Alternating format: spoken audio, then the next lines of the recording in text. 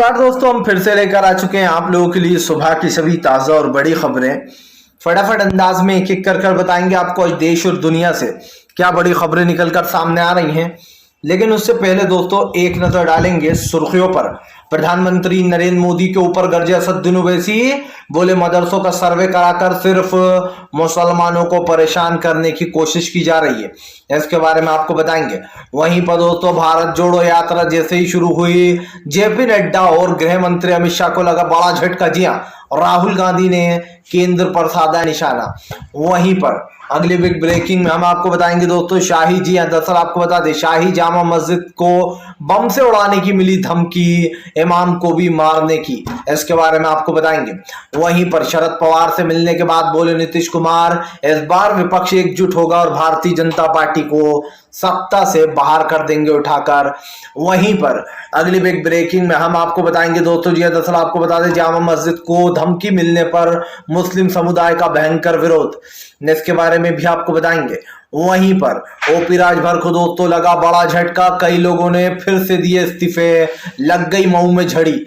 वहीं पर अखिलेश यादव को केशव प्रसाद मौर्य को सीधा सीधा ऑफर, बोले 100 विधायक लाओ, सीएम बनाने को तैयार। जी हाँ, इसके बारे में भी आपको बताएंगे। वहीं पर यति नरसिंहानंद दोस्तों एक बार फिर से लगाने जा रहा है धर्म संसद, फैलाएगा नफरत, इसके बारे में आपको बताएंगे। वहीं पर दोस्तों आपको बता दें दोस्तों, कांग्रेस की नजर भारत जोड़ो से 129 सीटों पर, बीजेपी को हराने का बी प्लान कांग्रेस का शुरू।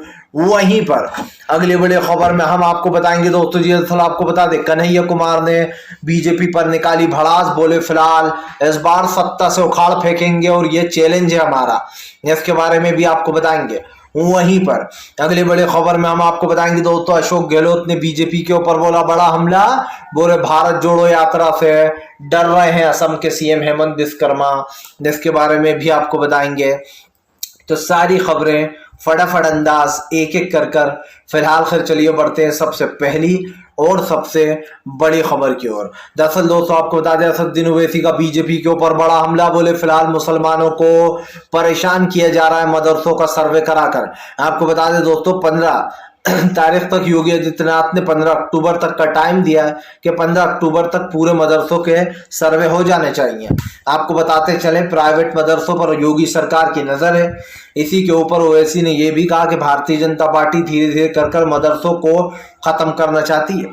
असदुद्दीन ओवैसी ने बीजेपी के ऊपर हमला बोलते हुए कहा कि भारतीय जनता पार्टी जानबूझकर देश के मुसलमानों को परेशान कर रही है और उसकी नजर इस देश के सारे मदरसों पर है। आपको बताते चले दोस्तों मदरसों को लेकर संग्राम छिड़ा हुआ है, जहां एक तरफ असम में एक के बाद एक मदरसे गिराए जा रहे हैं, तो वहीं दूसरी तरफ दोस्तों आपको बता दें उत्तर प्रदेश में मदरसों के सर्वे चल रहा है। इस सर्वे के ऊपर कई उंगलियां भी उठ रही हैं। सबसे बड़ी बात यह है दोस्तों कि फिलहाल ये जो सर्वे हो रहा है मदरसे का, इसको लेकर कई सवाल खड़े हो गए। इसलिए हो गए क्योंकि आप भी जानते हैं दोस्तों कि प्रधानमंत्री नरेंद्र मोदी की राजनीति पर हमेशा से ही सवाल उठते रहे। प्रधानमंत्री ज्यादातर इन चीजों से बचने की कोशिश करते हैं, लेकिन सवाल वही है दोस्तों कि आखिरकार आज जो देश में हो रहा है इसकी जिम्मेदारी कौन लेगा। आप मुसलमानों को टारगेट करते हो, कभी आप मंदिर मस्जिद का मुद्दा उठा लाते हो, कभी आप मदरसे ले आते हो, कभी आप मुसलमानों के बच्चों में घुस जाते हो कि 2 मुसलमानों के बच्चे बहुत होते हैं, तो कभी दोस्तों उनकी निजी जिंदगी में हर चीज मुस्लिम से जुड़ी है। कभी कभी तो ऐसा लगता है कि अगर इस देश में मुसलमान ना हो तो मोदी सरकार की राजनीति का कोई मतलब ही नहीं है, क्योंकि मुसलमानों को का सहारा लेकर मोदी सरकार दोस्तों बार बार सरकार बनाती है। इसलिए ये कह सकते हैं कि मुसलमान बीजेपी के लिए उतने ही जरूरी हैं। चलिए बढ़ते हैं एक और अगले बिग ब्रेकिंग की तरफ। बता दोस्तों अगली जो बड़ी खबर निकल कर आ रही है, दरअसल दोस्तों आपको बता दें शाही जामा मस्जिद को बम से उड़ाने की धमकी, जी हाँ आपको बता दें हो गई है जांच शुरू। दरअसल आपको बता दोस्तों शाही जामा मस्जिद को बम से उड़ाने की धमकी मिली है। ये धमकी आपको बता दें मस्जिद के इमाम को दी गई है। मस्जिद के इमाम से साफ साफ बोला गया कि मस्जिद को उड़ा दिया जाएगा और इमाम को भी मारने की धमकी दी गई है। आपको बता दें ये धमकी मिलने के बाद मुस्लिम समुदाय में रोष है। इसके खिलाफ मुस्लिम समुदाय ने जो है थाने जाकर रिपोर्ट कराई। आपको बता दें रिपोर्ट के बाद पुलिस ने जो है अपनी तफ्तीश शुरू कर दी है, लेकिन मुस्लिम समुदाय में रोष दिखाई दे रहा है। जी हाँ, मुस्लिम समुदाय ने विरोध शुरू कर दिया। आपको बताते चले मस्जिद को उड़ाने की जिस किसी ने धमकी दी है, अब वो बहुत जल्दी पुलिस की गिरफ्त में होगा। इसी के साथ साथ ये भी बताया जा रहा है कि फिलहाल मस्जिद के साथ साथ जो मस्जिद के इमाम साहब हैं उनको भी मारने का धमकी दी गई है। इसका मतलब साफ है दोस्तों कि कोई मस्जिद पर धाक जमाए बैठा हुआ है और कोई मस्जिद को नुकसान पहुंचाने की कोशिश कर रहा है। आप देखिए जैसे ही चुनावी माहौल बनता है, मंदिर मस्जिद हर चीज़ पर मुद्दे उठना शुरू हो जाते हैं। लेकिन इस वक्त दोस्तों पहले मदरसे और अब जो है शाही जामा मस्जिद पर धमकी, जैसा आप दिखाई देता है दोस्तों कि किसी का एक एजेंडा है जिस एजेंडे पर लोग काम कर रहे हैं।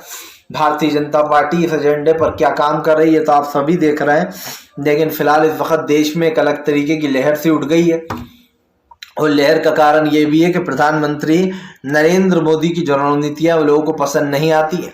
आखिरकार जामा मस्जिद को कौन धमकी दे रहा है ये मुसलमान पता करना चाहते हैं। ऐसा में दोस्तों अब जामा मस्जिद के लिए मुस्लिम भाई सड़कों पर उतर गए। उन्होंने ऐलान कर दिया कि फिलहाल मस्जिद को नुकसान नहीं होने देंगे। चलिए बढ़ते हैं एक और अगली बिग ब्रेकिंग की तरफ। बता दोस्तों भारत जोड़ो यात्रा पर गरजे राहुल गांधी, बीजेपी पर साधा निशाना। राहुल गांधी ने कहा कि भारत जोड़ो यात्रा इस देश के हर एक नागरिक को जोड़ने की कवायद है। राहुल गांधी ने कहा कि ये यात्रा सबसे ज्यादा आगे जाने वाली है। आपको बता दें दोस्तों भारत जोड़ो यात्रा का मेन मकसद क्या है ये मैं आपको बता देना चाहता हूँ। दरअसल आपको बता दें भारत जोड़ो यात्रा पूरी तरीके से भारतीय जनता पार्टी को घेरने के लिए है। सबसे बड़ी बात यह दोस्तों कि भारत जोड़ो यात्रा में सबसे ज्यादा साउथ के एरियो को कवर किया जा रहा है ताकि वहां पर सबसे ज्यादा अपने आप को मजबूत किया जा सके। ये आप भी जानते हैं दोस्तों कि ये ऐसी यात्रा अब तक किसी पार्टी ने नहीं निकाली, सिर्फ चंद्रशेखर आजाद थे आखिरी जिन्होंने एक बड़ी यात्रा निकाली थी।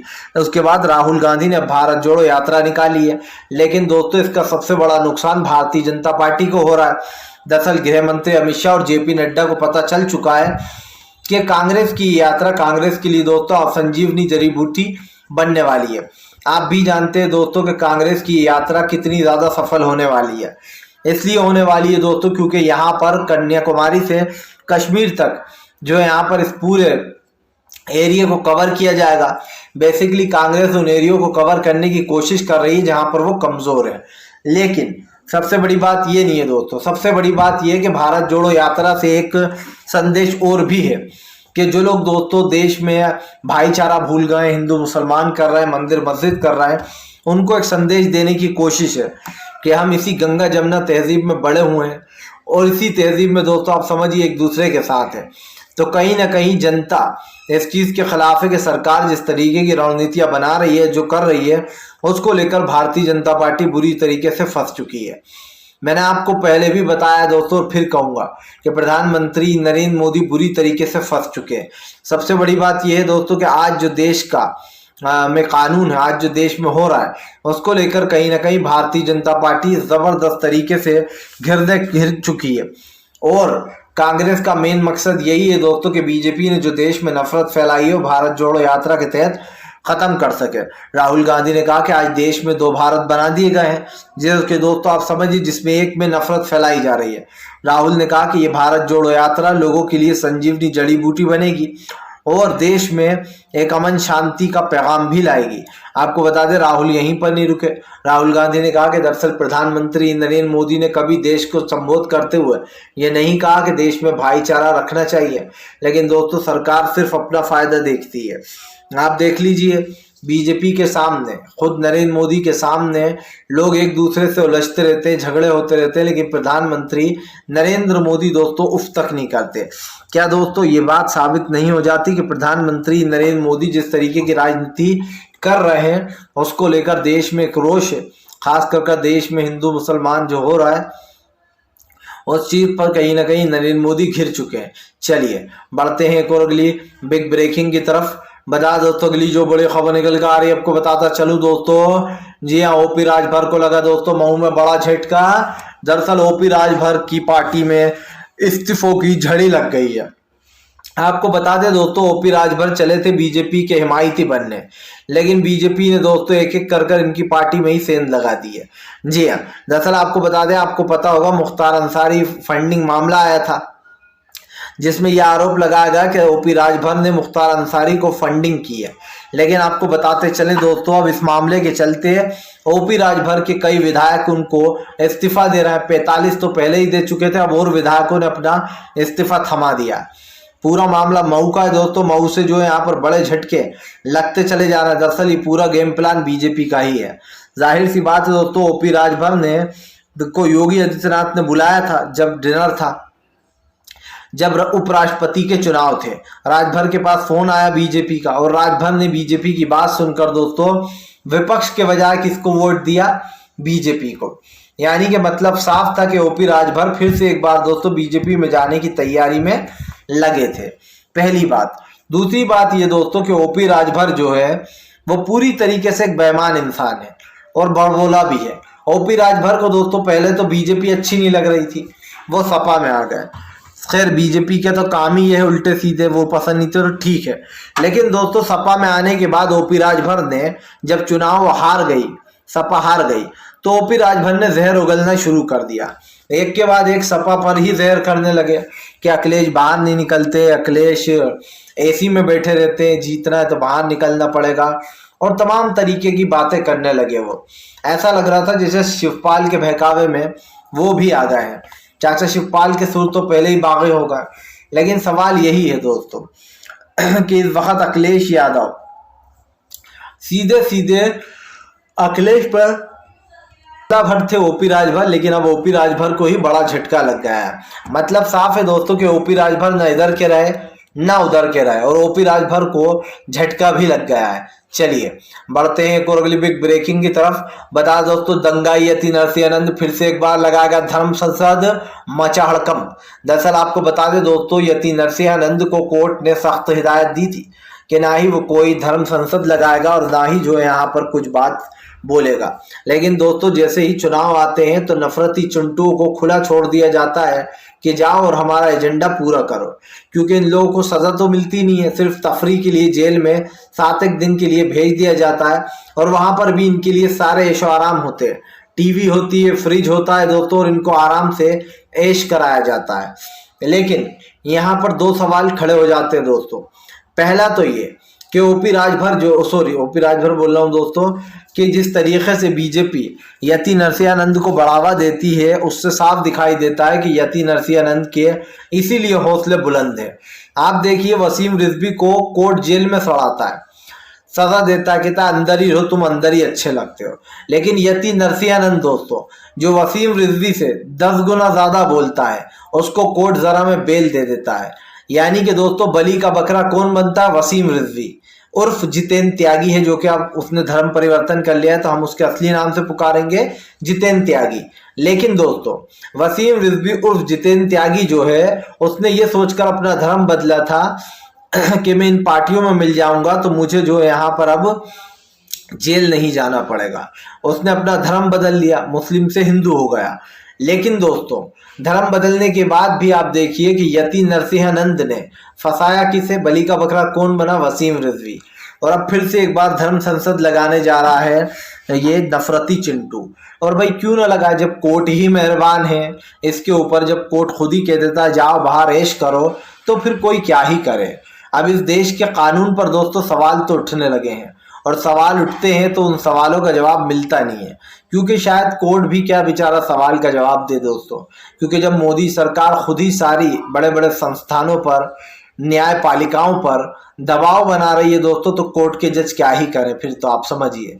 क्योंकि जिस तरीके से यति नरसिंहानंद जैसे लोग दोस्तों बयान देते हैं भड़काऊ और आराम से बाहर घूमते हैं, उसके बाद भी इससे ये साफ दिखाई देता है कि सरकार की नीति सिर्फ और सिर्फ देश को बदनाम करने की है, कि देश में सांप्रदायिकता फैले और नफरत फैले। चलिए बढ़ते हैं एक और अगली बिग ब्रेकिंग की तरफ। बता दोस्तों, भारत जोड़ो यात्रा से गृह मंत्री अमित शाह को लगा बड़ा झटका। आखिरकार कांग्रेस का प्लान जानकर दोस्तों बीजेपी पस्त हो गई है। दरअसल मैं आपको बताता हूं दोस्तों कि जब जब कांग्रेस मुश्किल में आई है या जब जब वो हारी है, उसके बाद कांग्रेस का बी प्लान शुरू हो जाता है। और हमेशा दोस्तों साउथ के एरिया से ही कांग्रेस वापस सत्ता में आती है। मैं आपको बताता हूं दरअसल पूरा मामला ये है क्या। आपको पता हो दोस्तों, लगभग जो है यहाँ पर 1978 के लोकसभा चुनाव में, जी हाँ, आपको बता दो दोस्तों, बात जो है अपालकात की हो रही, जब इंदिरा गांधी और संजय गांधी अपनी सीटों पर दोस्तों हार गए थे। लेकिन दोस्तों उस वक्त साउथ का एरिया जितने भी है दोस्तों, जैसे कर्नाटक हुआ और जो है यहाँ पर दोस्तों असम हुआ, केरल हुआ, इन सारे एरियो में दोस्तों ये जो साउथ एरिया आते हैं वहीं से कांग्रेस को जान मिली है और हमेशा कांग्रेस वहीं से अपने पैरों पर खड़ी हुई है। आपको बता दें मामला जो है वो 1978 का था, जब लोकसभा सीट में इंदिरा गांधी और संजय गांधी ने एक बार फिर से जो है यहाँ पर जीत को हासिल करने की कोशिश की थी। हालांकि उस समय पर आपको बता दें जब इंदिरा गांधी और संजय गांधी की सरकार ढह गई थी, तब 1978 के बाद जो है यहाँ पर कांग्रेस जो थी यानी कि जो इंदिरा गांधी थी, उन्होंने कर्नाटक में दोस्तों कर्नाटक से जीत हासिल की थी। जी आप समझिए, कर्नाटक के एरिया से इंदिरा गांधी ने जीत हासिल की थी, क्योंकि आपको बता दें 1978 में लगभग 153 लोकसभा सीटों पर कांग्रेस जो है वो सिर्फ सिमटी थी। लेकिन 1978 के बाद कांग्रेस ने जो है वहां से यानी कि दोस्तों केरल हुआ, जैसे कि कर्नाटक हुआ, पुदुचेरी हुआ, असम हुआ, इन एरियो से जो यहाँ पर अपनी सरकार बना ली थी और वापस सत्ता में इंदिरा गांधी और संजय गांधी आ गए थे। जिसके बाद दोस्तों आपको बता दें, दरअसल भारत जोड़ो यात्रा का मतलब सिर्फ भारत जोड़ो का मतलब ही नहीं है।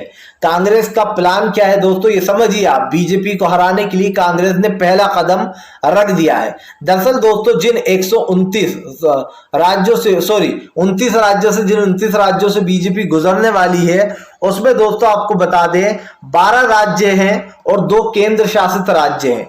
यानी कि दोस्तों इन 14 राज्यों पर कांग्रेस की नजर है। बेसिकली अगर देखा जाए तो 12 राज्य और 2 केंद्र शासित राज्य जो हैं, जो कि साउथ एरिया में आते हैं दोस्तों, इन जगहों पर कांग्रेस को जो है पिछली बार 28 सीटें मिली थी और बीजेपी को 29 सीटें मिली थी, यानी कि 1 सीट का अंतर था। लेकिन अब की बार दोस्तों कांग्रेस पूरी कोशिश कर रही है कि वो इन एरियो में पूरा अपना शिकंजा कस ले।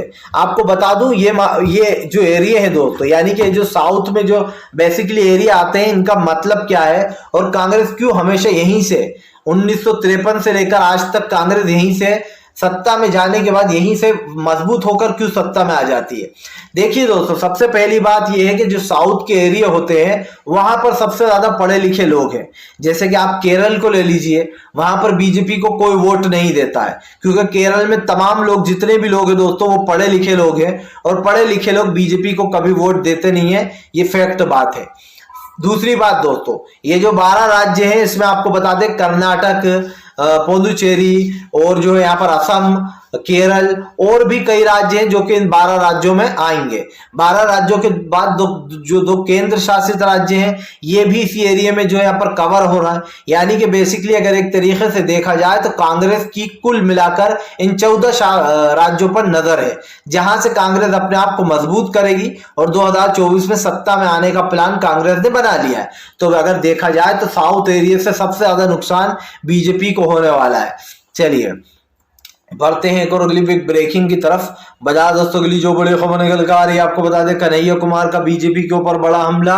बोले भारतीय जनता पार्टी डरती है भारत जोड़ो यात्रा से।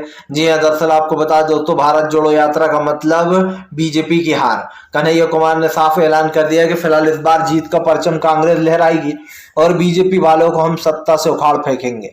आपको बता दें कन्हैया कुमार ने कहा कि भारतीय जनता पार्टी पूरी कोशिश कर रही है कि वो इस बार भी सत्ता में आए, लेकिन आने नहीं देंगे। दोस्तों कन्हैया कुमार का ये हौसला देखकर, खुला चैलेंज देखकर मुझे न जाने क्यों यकीन हो रहा है कि कन्हैया कुमार जानते हैं कि अब की बार सत्ता में लगता है कांग्रेस ही आएगी। इसलिए उन्होंने बीजेपी को खुला चैलेंज दे दिया है कि फिलहाल पिछली बार सिर्फ हम जो है यहाँ पर 4 लाख वोटों से हार गए थे, लेकिन अब की बार बीजेपी को हराने के लिए पूरी ताकत लगा देंगे। आपको बता दें दोस्तों, प्रधानमंत्री 2 बार पीएम बने, लेकिन दोस्तों प्रधानमंत्री के जो वोट थे उसमें कोई ज्यादा इजाफा नहीं था। यानी कि अगर कांग्रेस और बीजेपी के वोट उठाकर देखें लोकसभा चुनाव में, तो दोस्तों बीजेपी बहुत ही कम मार्जिन से जीती है, बहुत ही कम प्रतिशत से जीती है, और ये नरेंद्र मोदी अच्छे से जानते हैं। वीडियो अच्छा लगे तो कृपया लाइक करें और चैनल को